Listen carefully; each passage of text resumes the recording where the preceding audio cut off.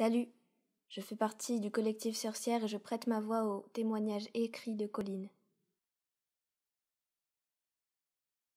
Quand j'étais en première, à 15 ans, j'ai flirté avec un surveillant de 21 ans. On a discuté pendant 3 mois par message avant de se voir pour la première fois. On a entamé une relation, on n'était pas exclusifs, à sa demande. Disons qu'on était amis avec bénéfice. On n'a jamais eu de relation normale, mais puisque j'avais aucun point de référence, je ne me suis pas rendu compte avant longtemps. Il avait des préférences, des fétiches bien particuliers.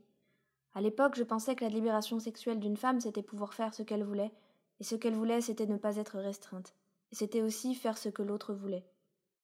J'ai adopté la façon de penser de ce type, et je l'ai gardée encore longtemps après qu'on a arrêté de se voir.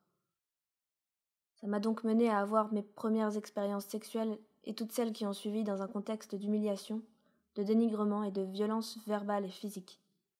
Pour moi et pour lui, c'était normal, c'était un jeu. Ça a duré 1 an et demi avant que je commence à voir quelques autres personnes et que je me rende compte que j'aimais plus ce genre de relation.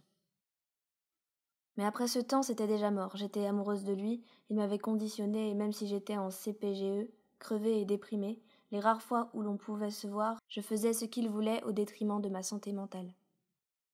En même temps, si je refusais, il faisait des caprices.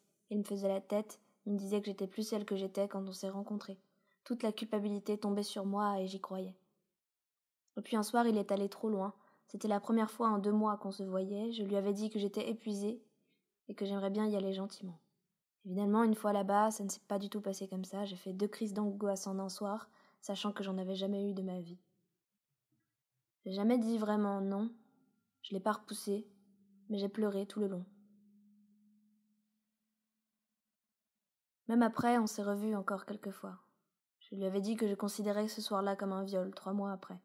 J'ai eu droit à de fausses excuses et des justifications de sa part. Et puis j'ai fini la CPGE et je suis partie. J'ai arrêté de répondre à ses messages et il a fini par arrêter d'en envoyer. Pendant ma première année d'école, j'ai rencontré un ami qui m'a convaincue de porter plainte. J'ai dû prévenir mes parents. Je ne leur ai jamais dit ce qui s'était passé, juste qu'un type m'a fait du mal. Près d'1 an après, il a été interrogé et en 1 semaine, c'était classé sans suite. J'ai voulu faire appel, mais faute d'argent, mon Dieu que c'est cher un avocat, j'ai laissé tomber. J'ai encore des séquelles de cette relation, ça affecte mes amitiés, ma relation avec mon mec, ma famille. J'ai eu des flashbacks, j'ai été en dépression pendant des années.